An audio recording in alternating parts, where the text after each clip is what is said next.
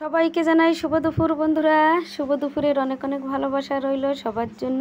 আজ তোমাদের জন্য নতুন একটা রেসিপি নিয়ে চলে এসেছি।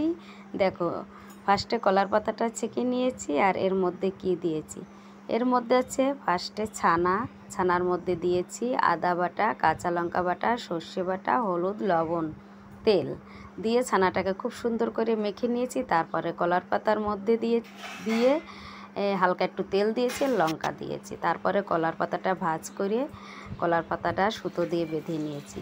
এইবার দেখো, চাটুটা গরম হয়ে গেছে। গরম হওয়ার পরে এর মধ্যে একটু তেল দিয়েছি চাটুর মধ্যে। তারপরে সবগুলো আস্তে আস্তে দেখো দিয়ে দিয়েছি কড়ার মধ্যে।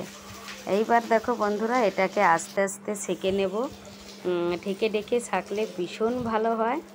এটাকে বলে ছানার পাতুরি। যে একবার খাবে বন্ধুরা, তার বারবার খেতে ইচ্ছা হবে।